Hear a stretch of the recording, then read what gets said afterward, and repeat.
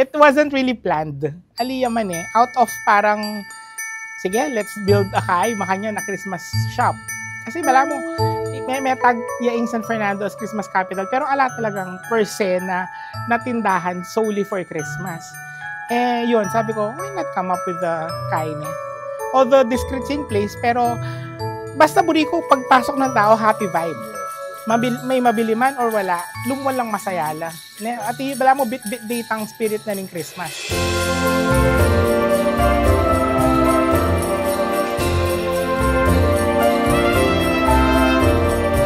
I am Chorregala. I am an interior designer. On the side, pag Burr months na, we do Christmas decorations talaga sa mga bahay ng mga clients namin every year. And then, every year, dumadagdag yan. Christmas person ako eh. So, pagdating ng Burr months, minsan nga August pa lang, parang anticipate mo ng Burr months eh. Ako yung parang personified na kwento ng, ay kaya ng Jose Maricharit ang song na, ako yun eh. Ako yung parang mag-anticipate kang buri mo, Burr months na eh. Before kami manyaling Christmas decor sana for clients, karetang yearly clients mo, sabi ko, check nga natin yung mga dating decors na naitag, you know, detang asa sa likod mo every year, may sumusobra. Siguro 80% of this is galing sa mga ganon. So, anyang ayusan niya, kasi parang gusto ko lang ma-organize para akakitpungan. Anyang mabuya, sabi ko, pwede na yung store.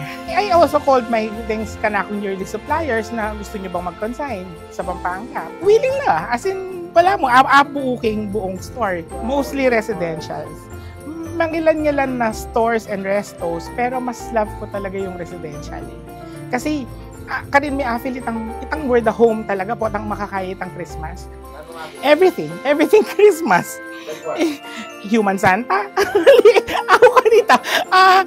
They say everything. Like Christmas ornaments, king Christmas tree, Santa Claus, parang mga winter girls na anything and everything Christmas kita nila dito. Yun ang gusto naming maging edge also. Na once they buy the stuff here, pwede namin gawin actual.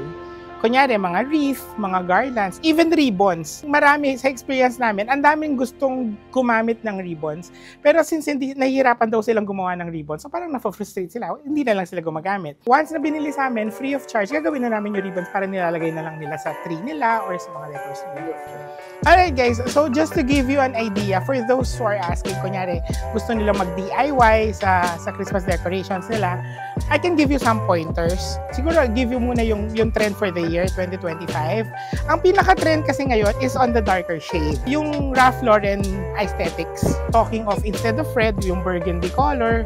Yung bright green is yung deep green, dark blue. Yun yung parang trend ngayon. Plus with gold.